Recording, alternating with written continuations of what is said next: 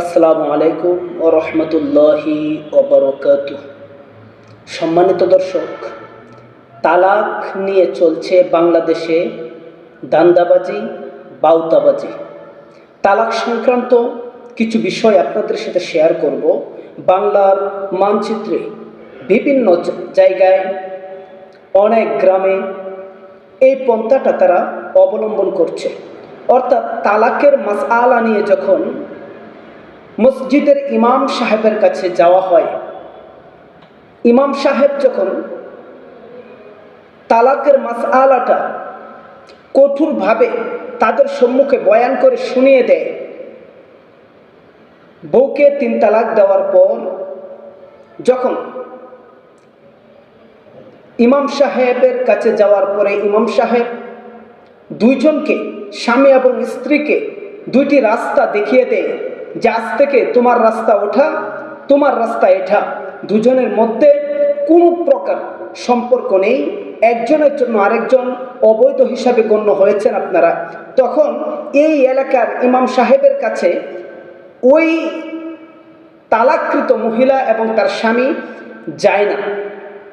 2টি পুরুষ অন্য এলাকার একটা ইমামের কাছে যায়, যে বলে যে আমরা তো পরিপূর্ণ 3 তালাক দেইনি, কারণ 3 তালাক দিয়েছে এটা গ্রামের ইমাম সাহেব জানে, কিন্তু অপর মহল্লার ইমাম কিন্তু জানে না। অপর মহল্লার ইমামকে ডেকে এনে রাতের অন্ধকারে বলে যে আমরা 1 তালাক দিয়েছি কিংবা 2 তালাক দিয়েছি, আমাদেরকে বিয়েটা পড়ায় দেন।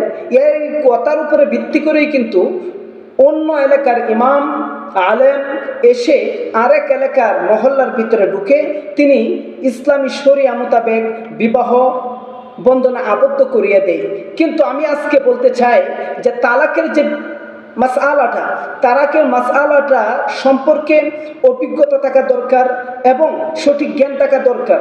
যেমন মনে করেন, যদি এলাকার ইমাম সাহেব এটাকে মুনাসিব মনে করতেন, সমাধানের রাস্তা ওনার সম্মুখে খোলা থাকতো, তাহলে অবশ্যই উনি বিবাহ পড়ানোর জন্য নাকুচ করতেন না, উনি এই বিবাহটা পড়িয়ে দিতেন। কিন্তু আমরা দেখি, আমাদের বোঝা দরকার যে কেন অন্য এলাকার ইমাম দিয়ে তারা বিবাহ পড়াতে চাচ্ছে। এই জন্য অন্য এলাকার ইমামের কাছে যখন একটা মসজিদের অন্য একটা মসজিদের মহল্লার কোনো মানুষ যায়, তখন আপনারা বিবাহ পড়াবেন না, বলবেন আপনাদের এলাকার মসজিদের হুজুরের কাছে যান, ওনার কাছে যেয়ে এটা সমাধান বের করে আনেন। ওনার এলাকার ভিতরে ঢুকে আমার মাসআলা সংক্রান্ত বিষয়ে কথা বলা উচিত হবে না, তালাকের মাসআলা সংক্রান্ত বিষয়ে কথা বলা উচিত হবে না। আশা করি এভাবে যদি আমরা নিজেদের জায়গা থেকে নিজেরা সচেতন হতে পারি, ইনশাআল্লাহ প্রত্যেক এলাকার ইমামদের কথার মূল্য থাকবে, ইমামদের মূল্য থাকবে, এবং কি পাশাপাশি হারাম কাজগুলো থেকে মানুষ বিরত থাকবে ইনশাআল্লাহ।